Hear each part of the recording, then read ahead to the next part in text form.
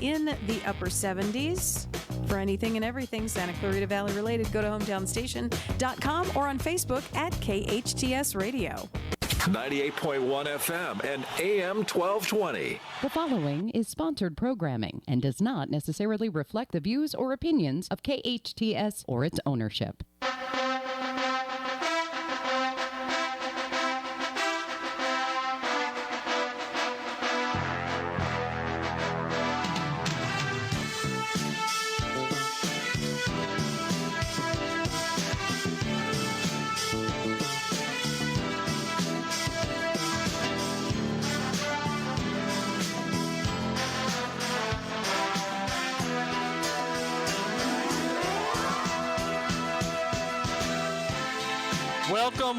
Welcome. Listen to KHTS 1220 and 98.1 FM, and I am glad to be back in the studio. Yes.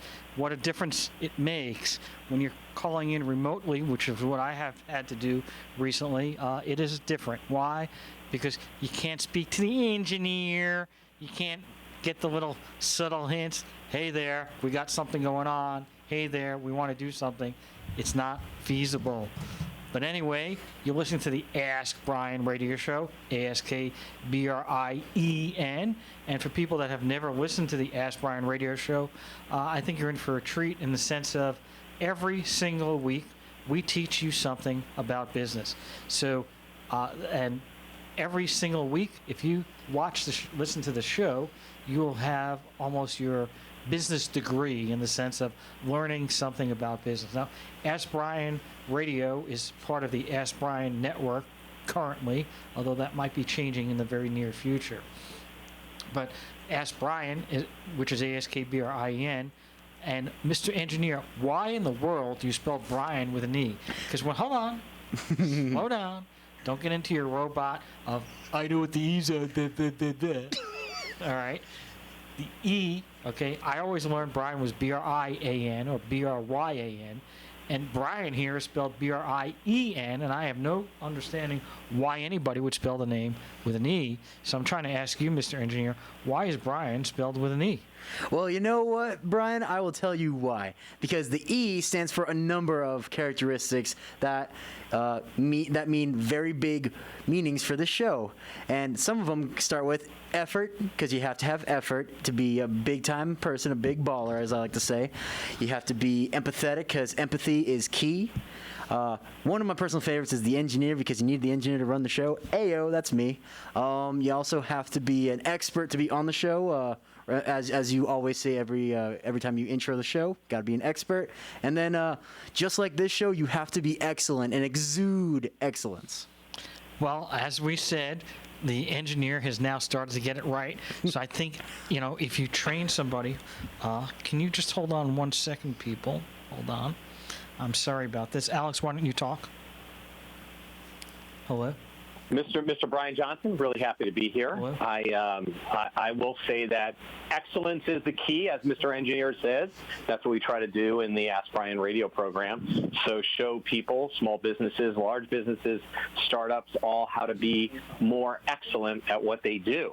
I think that one of the keys is really when you're working with Ask Brien Radio and, of course, the Ask Brien website, you get to ask a lot of experts for expert advice, and sometimes you just need a little more and go a little deeper.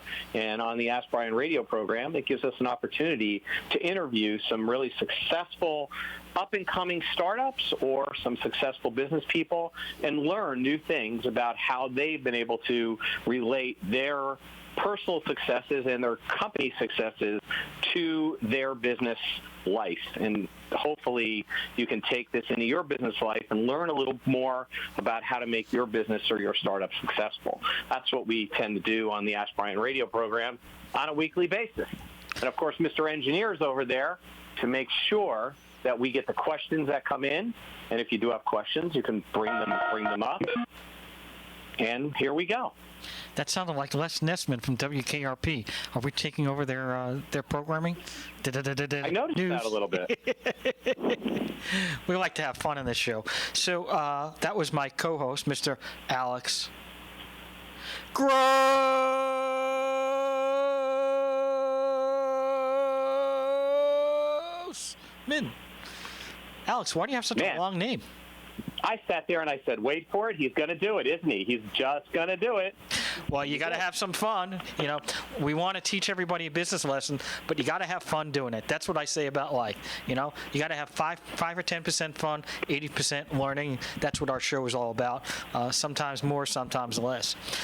Thank you very much for your intro about Ask Brien, and that is askbrien.com. Anytime you need a question answered by an expert, we have experts to answer those questions in multiple disciplines. And then also we have the Ask Brien community, which is basically people asking and answering questions within the same field. Dry cleaners from North Carolina asking a dry cleaner in Alaska, how do you get this stain out? So, without any further ado, Mr. Engineer, how do you spell adieu? A-D-I-E-U. Trained well. We have our very, very special guest. I believe she's on, and her name is Debbie Holzkamp. Debbie, are you there? I am. Well, Excuse me. we are glad to have you. Are you okay? You sound like you got a little sore throat cough, or is it just No, I swallowed wrong. I know you can make a joke out of it. There's so many jokes that I don't even want to go there because I might get ridiculed by the FCC or Alex or the engineer or the manager. But I'm here. I'm here. But yes, swallowed, yes, that's a lot of connotations. So, it's interesting because the Ask Brien Network is basically there to help and answer question and answer site for business communities to answer, within the same industry or to ask a special expert. And from my understanding, that's really a very similar concept, although nothing like your concept. Now, what is the name of the company that you are currently working with? So the company is called Virtanza, and I'm the CEO and founder. And the company was founded when? We founded the company in 2018. So it's relatively new. Yes, it is. And before you did that, what were you actually doing before this? When did you start your career? And I don't want to go back to, So a little bit about my background. For 3 decades, I managed $1 billion in sales across sales teams across the country, mostly in the media and multimedia business, and I was always responsible for hiring hundreds of salespeople. And so out of that, I had this vision and mission of preparing students and solving for creating a whole qualified network of sales professionals, and especially in the technology-enabled world. So I was in the sales field. I've been in the sales field for a very long time. Much like my co-host. Question for you. Can you name any of the companies you worked at, or is that privileged, or how do we stand on that? Yeah, sure. So I worked I worked for Knight Ridder, and I was part of the Miami Herald. I was also the vice president of sales for the Philadelphia Inquirer and Daily News, and I was in charge of Freedom Metro Division, and that included 3 markets on the West Coast. So those were some of the companies. Gannett, I worked for Gannett for a while. Is that USA Today or different? Yes, part of the USA Today network. Mm-hmm. Well, so mostly newspapers or anything beyond newspapers? Digital, multi-market, media. Anything in podcast, radio, or? There were definitely broadcasting divisions that we got involved with often throughout my career. Mm-hmm. Oh, that's pretty amazing. And so, did you start the company alone, or did you start it with other people? I started this by myself. So I always had this vision of, creating solving for the problem, again, that there are not enough qualified professional sales candidates in this country, and yet it's a real profession and a real need. And so I actually had a corporate sales training company for a while, and then I went from building that to creating a company for integrating inside the university system. and helping to prepare students, both adult learners and college students, for all kinds of professional sales roles. So what are the top 5 qualities that a salesperson needs? Well, certainly having drive and perseverance, having communication skills, knowing how to close the deal, the art of closing the deal, the science of closing the deal, and being able to probe and investigate and understand the needs and challenges of customers that you're serving and solving problems for. And then what about follow-up or follow-through? Oh, definitely. You build a relationship for life, and so being able to exceed somebody's expectations when you close the deal, and then being able to help them solve for additional problems and become that expert, that problem solver, that provider of whatever solutions they need with the company that you represent. Having that relationship for the long haul is really important. So I have one more question, then I'm going to turn it over to my co-host Alex, but it is a big question. So what is the difference between having a salesperson out on the field and nowadays where everything is online? I would think online, people just looking at the website, calling in, and it's more of a customer service concept. Is there a difference nowadays between the digital world and the outside field world? Oh, there's definitely a difference. We're all working in a remote environment now, and so, first of all, being expert at communication in a remote world, using outreach communication technology, being able to get somebody's attention for the first time, and then having ongoing relationship conversations through Zoom technology, but also being able to use all the technologies to, create needs and solutions and solve for problems. We're using Salesforce technology. We're using outreach communication technology like Groove. We're using presentation technology. There's so many different elements now that we bring into the remote world versus out in the field to make it super efficient and and more seamless. And I think we can all learn how to create a whole lot of relationships, a bigger set of business compared to doing it in a more manual, out in the field sort of way. You can still have very intimate, very high level, very team-oriented business relationships for the long haul. Well, that's very interesting. Alex? Hi, Debbie. Great to meet you. Great to meet you, as they say.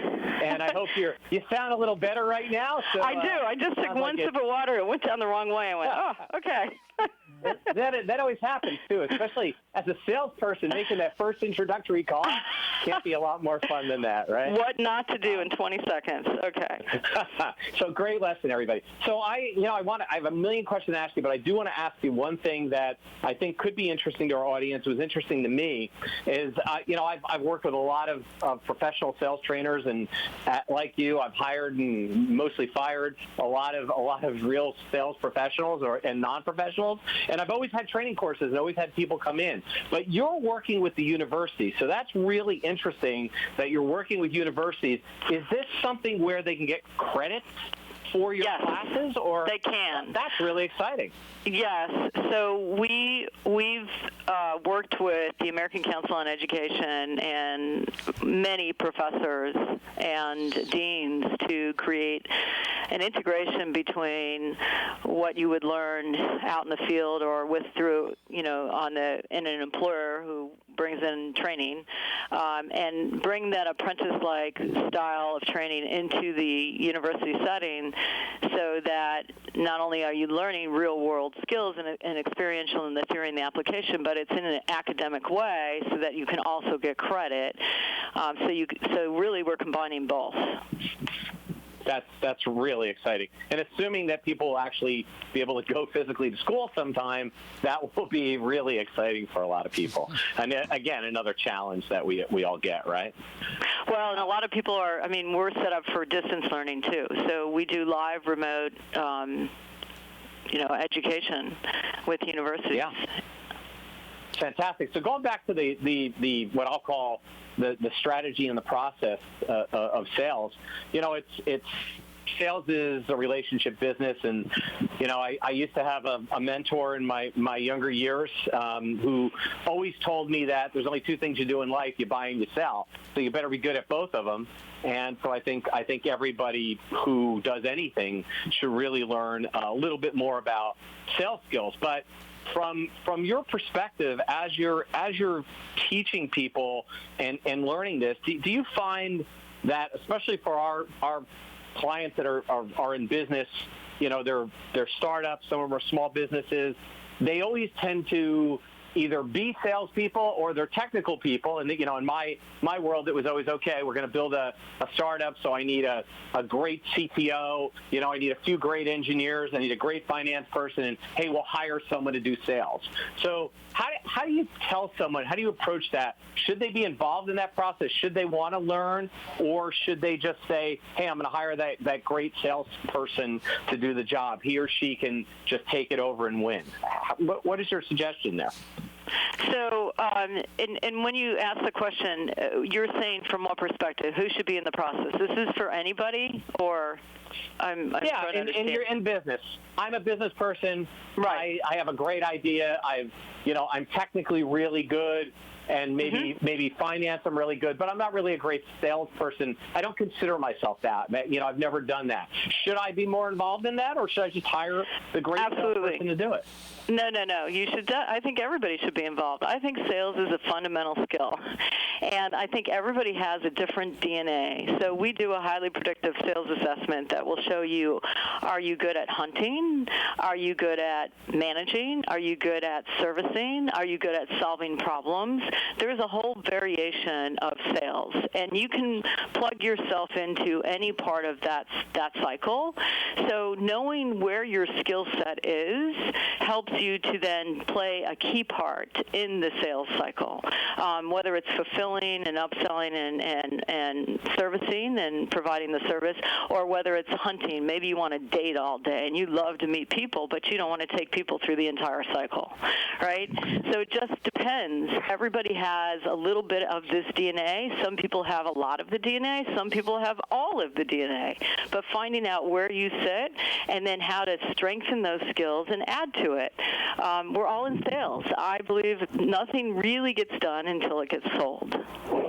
Right, and there's 100% truth there. So I'm going to do a typical Brian Johnson move here. I'm going to go, I heard you say, and I'll use the terms that I'm familiar with, I heard you say hunters and gatherers. Can you explain what the difference is and why those are important? Yes. So a hunter would be a business developer. A hunter is somebody who is 100% a networker, somebody who takes advantage of every social setting and wants to meet people and leads the conversation, builds the relationships, moves that relationship to another step. And they love it, and they do it all day. A gatherer, or I would call this an account manager, is somebody who said, okay, I don't want to start those relationships, but if you bring them to me, I'm going to create a real special service. I'm going to create the environment. I'm going to make sure the customer experience is awesome, and I'm going to constantly understand what it is that they need now. I'm going to educate them. I'm going to help them. I'm going to perhaps challenge them. But it's not in my, DNA to go out and find that person. I'm just not comfortable doing that. Those are really the two different spectrums. Thank you. I'm sorry, Brian. We got to take a break. We'll be right back. This conversation went so quickly. KHTS 1220 and 98.1 FM. Da da da da. Live life juiced up at Juice It Up Valencia. Come in and try our great tasting smoothies, protein shakes, acai, and wheatgrass for your healthy lifestyle on the go. Also, enjoy our 10 flavors of tantalizing zinc frozen yogurt and selection of healthy toppings. Juice It Up Valencia is located at the corner of Newhall Ranch Road and Copper Hill Drive in the Office Depot Plaza. Plaza. Open Monday through Saturday from 7 a.m. until 9 p.m. and Sundays from 8 until 8. And remember to live life juiced up at Juice It Up Valencia. If you have a business problem, if someone doesn't honor their agreement and you need an aggressive attorney with over 27 years experience, the Law Office of Peter Bronstein has helped partners resolve disputes, franchisees resolve disputes, and other business owners who have a challenge. Let the Law Office of Peter Bronstein take your stress away. Visit lacorporateattorney.com. Don't wait too long and lose your rights. Solve your business challenge problem today. Visit lacorporateattorney.com. This is Bradley Gross from Santa Clarita Grocery. Santa Clarita Grocery serves fresh groceries to families, individuals, and those experiencing homelessness. At Santa Clarita Grocery, out of every dollar donated, a full 99 cents goes directly to the needs being addressed. As an all-volunteer-led organization, we operate on a 1% overhead, receiving no government funding for our operations in the community, resulting in us being one of the most efficient charities in the Santa Clarita Valley. If you're looking to support the good for our community, please consider partnering with us by donating to Santa Clarita Grocery.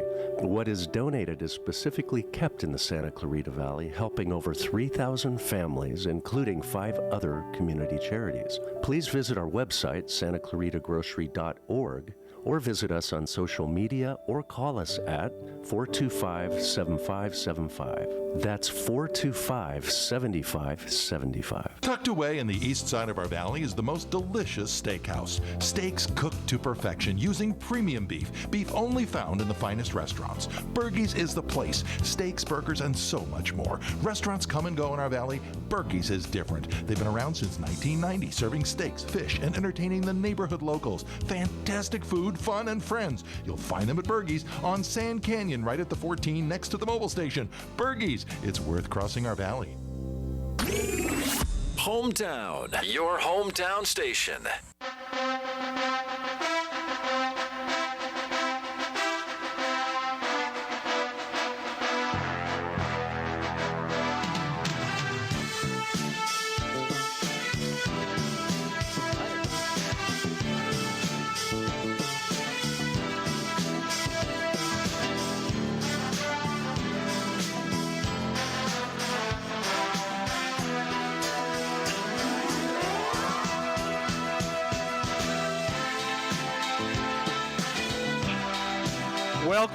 Welcome. You're listening to the Ask Brien Radio Show on KHTS 1220 and 98.1 FM. And there's my co-host,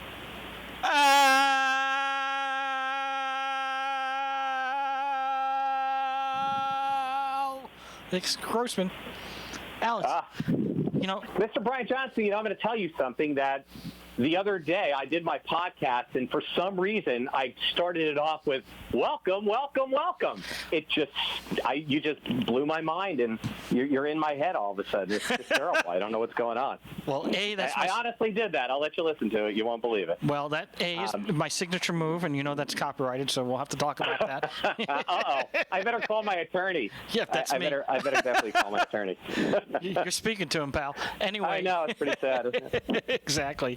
Well, we have a great guest, so I want to get right into it because we don't have that much time today, and we've been going very fast.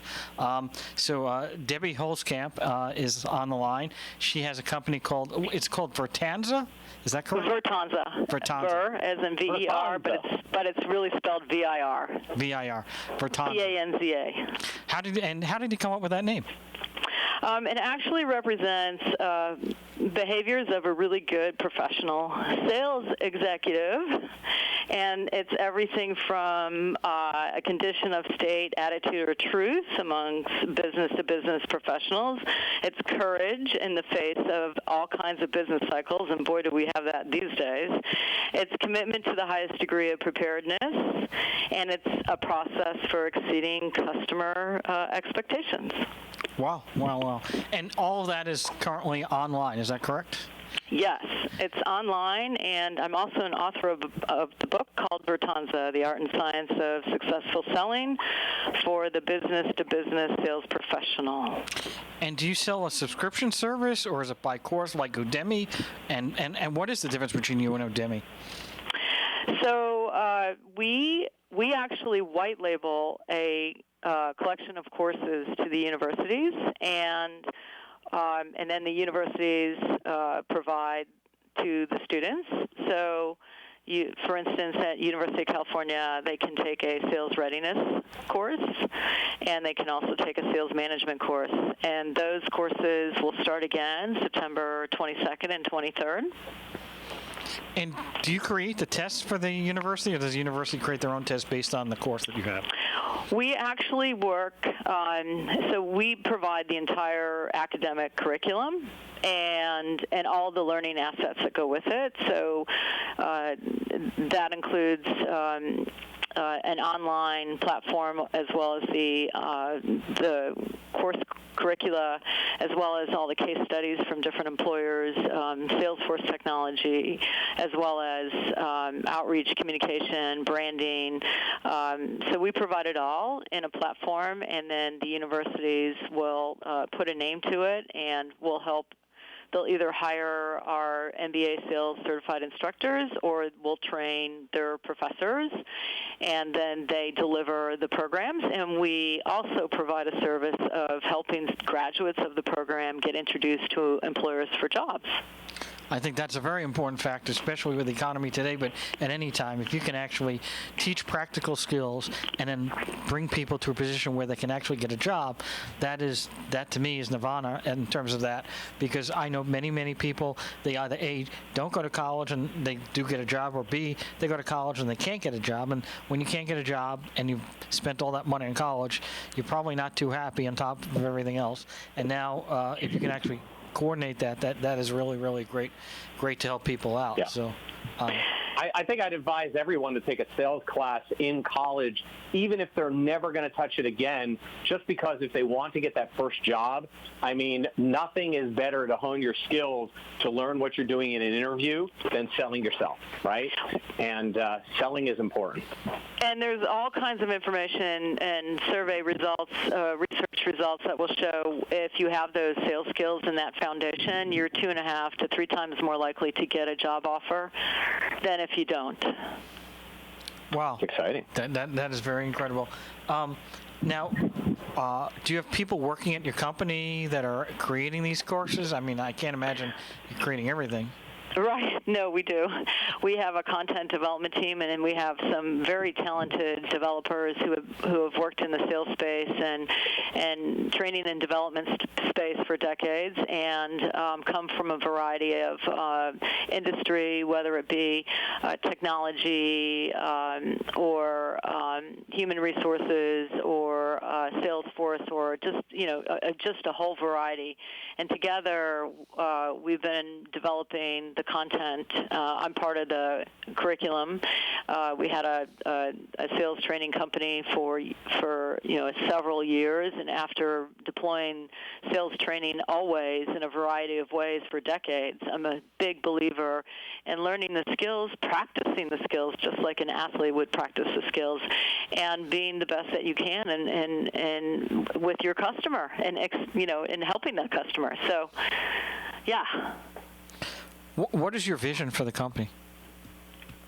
My vision for the company is that, 5 years from now, any student, college or adult learner, can take a series of professional sales courses, sales management courses, technology sales-related courses, and get the skills and be introduced to thousands of employers who need to hire professional sales candidates for a whole variety of roles, especially in this digital economy. And how has COVID affected your business? Well, actually, COVID has helped our business because we're distance learning, we're online learning, we're live and experiential, and we've been doing this for a few years. So the need to have an online distance learning sales-oriented format is in demand, and the traction of universities building this into their curriculum and offering it to their to their students and to adult learners is accelerating fast, rapid traction. Alex? Yeah, Debbie, I was going to say that that the distance learning piece is really important. Has it been a challenge for you to adopt to that with the COVID-19 lockdowns and that, or have you found that it's been easy because of the way you built your curriculum? It's been easy because of the way we built our curriculum. We've always been remote, and we've always been distance learning. And so the fact that we have these capabilities now and it's in demand, we're in the right place at the right time helping people to take this on. That's great. Now you're a startup as well. I mean, don't get me wrong, you've been doing this for a lot of years, but the company's really new. Just like everyone always asks us, and the challenges that you have. What challenges did you face in being able to do this and get this thing off the ground? Well, I think every entrepreneur faces a lot of challenges, right? When you start this off, you're always thinly capitalized, and you have to do it all. And so, I'm the kind of person who's working 20 hours a day and deploying an unbelievable team, a set of independent contractors who have been with us for a long time and who are really producing incredible, exceptional product and service, but we're all doing it on a very thin, capitalized way until we really scale this up. So it's probably the hardest part is that we're not a big company yet. We're in the beginning. Right, you've got all the great ideas, but you can't implement them until you can afford to do it. So that's so it's a stair step that everybody has. Right. Yeah. Right. But you have to sell really hard to go get that money, right? To get out in front of investors. So you should have that skill down pat. Shouldn't be a problem at all. Well, I'm definitely a selling CEO, no doubt about it. And yes, I think I've learned how to do that. Selling to investors in the capital world is very different than selling to customers and employers, enterprise all the way down to small business. It's just a different formula, and it's a different way. But once you understand how to do it, and then once you provide the value and the scalability, it's all about scalability. Once you figure all that out, then it's all doable. But it's definitely hard, no doubt about it. It's not. You really have to put your skin in the game, and you have to persevere every single day. Well, let me just go back on one thing, because the persevere every day brought me back to one thing we were talking about before, and then I'm going to let Brien finish everything out. But the interesting thing is, a lot of people, and we spend a lot of time on the show talking to people about social marketing, about getting leads, getting people either into their business or to their sites, so you can get someone on the phone to talk to them.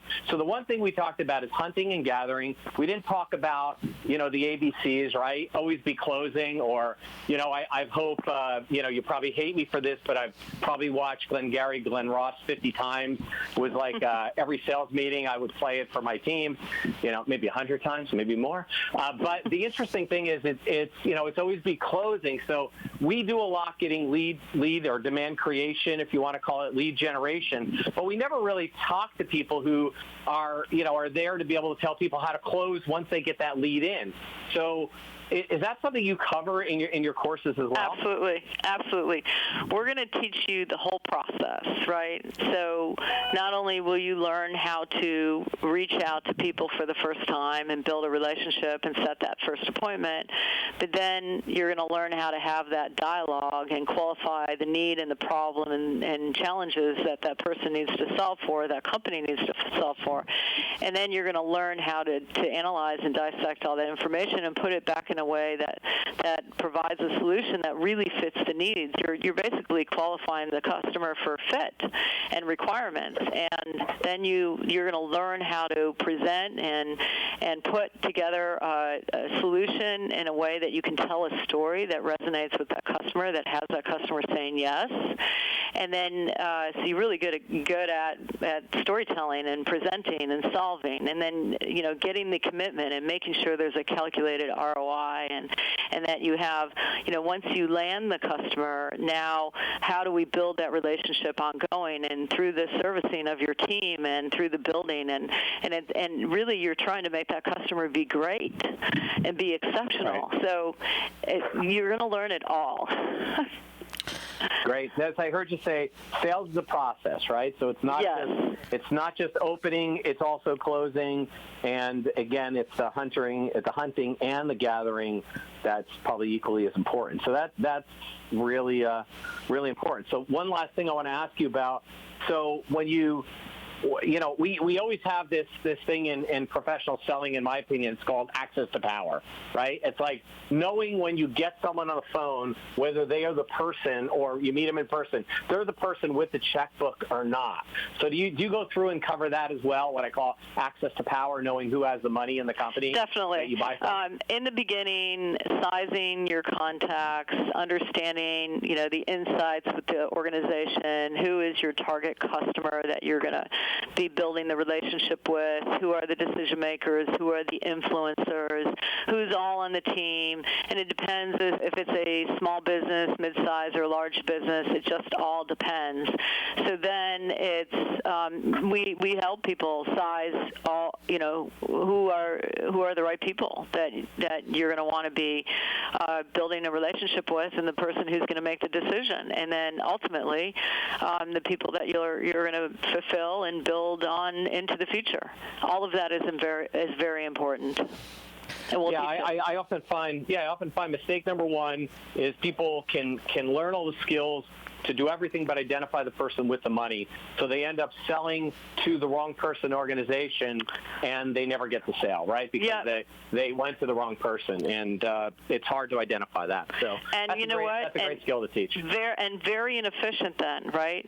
So how many closes can you get to? It's all about doing the process right and practicing it over time and getting much better at it to the point where customers really want to do business with you and know who you are. Now, I did lie. I want to ask you one more question because a lot of our we know you very well, Alex. Now that I can speak and I didn't, there you go. Alex, everybody knows about this. We're all good. It's a really simple question, though, and it's good for our audience. A lot of our audience are small, medium businesses as well. A lot of them are startups, and they really have to be careful, like you said. Maybe they have the money, maybe they don't have the money, but where do they spend it? So there's a lot of tools for customer management. You mentioned Salesforce, subscription service costs a lot of money. Would you suggest that someone starts there, spends the money, or they do the basic, in my day, I'm old, so like a 131 and do it on a spreadsheet. I had to throw that one out there, right? So, how do you recommend they get going? Where do they spend their money? Where do they save it? Yeah, I don't know that I would spend the money on the tools right in the beginning. I think right in the beginning you have to prove that your product is a fit with some base of customers, and you got to make sure that you've got that that product market fit, that you've got the proof. And I think as soon as you get the proof, then you can start to systematize and you can start to bring in your tools and your technology to get so much better at it. So it could be that you've got your 3 biggies or your 2 biggie customers, and it's working. And now's the time to start getting super efficient, putting a repeatable process in place, and using the tools to get to reach out to 15 more customers in a day versus reaching out to 1, right? Right. And then you can start building on your business and hiring people to help you. So we have just because I bought that private jet doesn't mean I should not go to take flying lessons first, right? Okay. Right. Good. Sorry, Brian. We have about 35 seconds before we have to take a break. The question I always ask people in sales: how do you get your first sale? I think you find the beachhead. You find the customer that fits what you're trying to solve for, and that customer needs to solve for it, and it's big enough, and it has enough brand and enough power that it's going to help you open the door everywhere else. Okay, we got to take a break. We'll be right back listening to KHTS 1220 and 98.1 FM on the Ask Brien radio show. Hey, Gary, how are things? Things are great, but I crushed my mortgage payment with owning without even leaving my couch. I got a no closing cost refi at a great low rate, and owning did it all in less than 3 weeks. It was easy, no muss, no fuss. Be like Gary. Call Owning at 855-5-OWNING and crush your mortgage payment with today's 30-year fixed refi at 2.75% rate at APR with no closing costs. None. Zero. Even if you've refinanced recently, call 855-5-OWNING and let us crush your monthly payment even more. That's 855-5-OWNING or log on to owning.com. Owning Corporation, Equal Housing Lender, licensed by the Department of Business Oversight under the California Residential Mortgage Lending Act, NMLS 1797976. Call 833-852-6464 for terms and conditions. You can crush it too with a 30-year fixed 2.75% rate and APR with absolutely no closing costs. Introducing Oakmont of Valencia, Oakmont's second luxury senior living community in Santa Clarita. At Oakmont of Valencia, you'll have access to full-time assisted living services provided by compassionate staff in the privacy of your own home. Oakmont's diabetic wellness program offers assistance with monitoring and managing glucose levels, meals, exercise, and activities. Oakmont of Valencia offers a fully equipped wellness center and concierge medical program, allowing outside physicians to visit on site. Discover the care your loved ones deserve in a resort-style setting. Visit oakmontofvalencia.com. At College of the Canyons, we are an inclusive community, a family, a partner, a leader, a way forward, an open door, an affordable education, an opportunity for a different tomorrow. Fall classes begin in August. The time is now. The place is here. Enroll now. Canyons.edu/schedule. If you have a business problem, if someone doesn't honor their agreement and you need an aggressive attorney with over 27 years experience, the law office of Peter Bronstein has helped partners resolve disputes, franchisees resolve disputes, and other business owners who have a challenge. Let the law office of Peter Bronstein take your stress away. Visit lacorporateattorney.com. Don't wait too long and lose your rights. Solve your business challenge problem today. Visit lacorporateattorney.com. It's like no other station I've ever listened to. It's great. Your hometown station.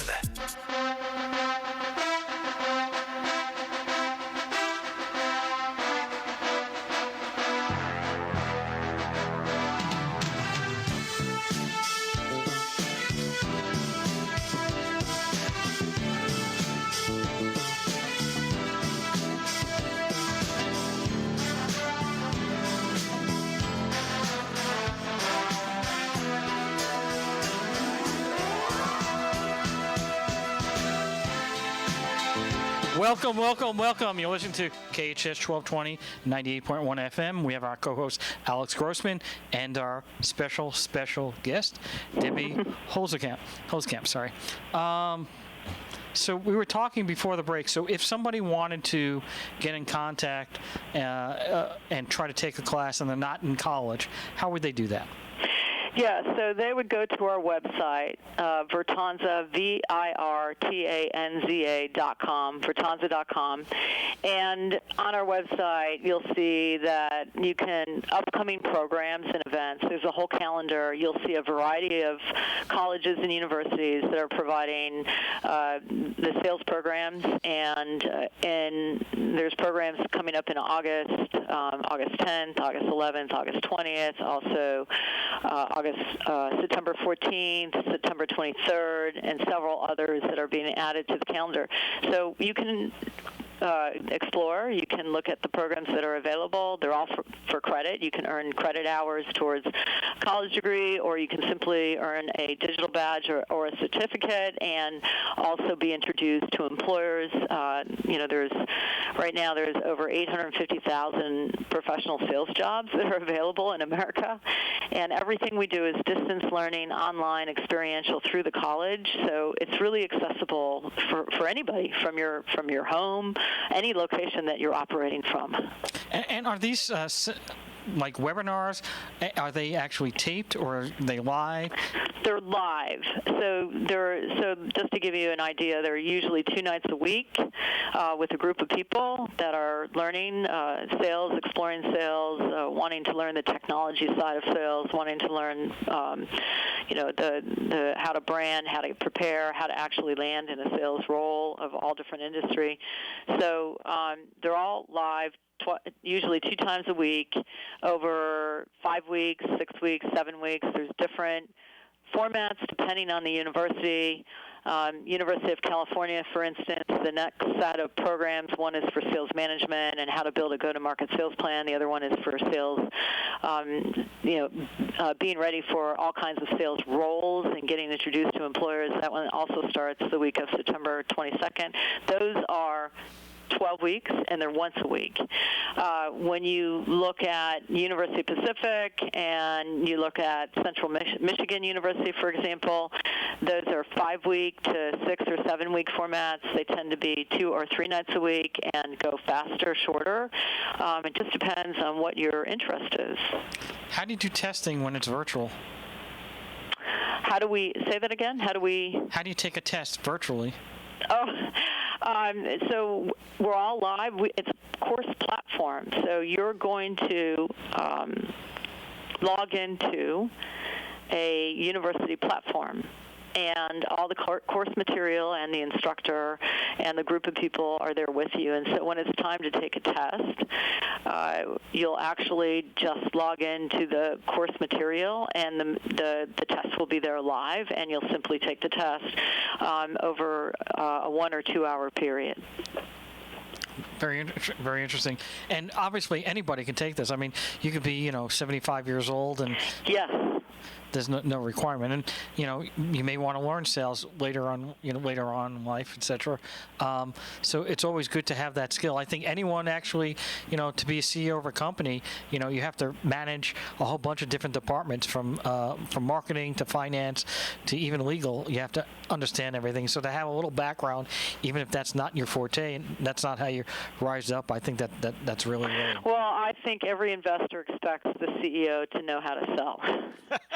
So, and if that's something that you want to get practiced at, this is perfect. We actually have CEOs in our classes, and it's so important to be able to close deals and to accelerate your business and your company. Absolutely. So the last question. Well, actually, Alex, you had a question. Well, I was just going to say the first time a CEO has to really prove to the investor they can sell is when they ask them that 30-second elevator pitch about their company, right? And people will lose it and not know how to close the investor. So that trial close with the investor is really important. If I were and you were, would you, right? So it's I think that's really important. Absolutely. And you have to be able to say your elevator pitch in 30 seconds. You also have to be able to do it in 90 seconds. You also have to be able to do it in 4 minutes. You also have to be able to do it in 10 minutes. And you have to have one for 15 and 20 minutes.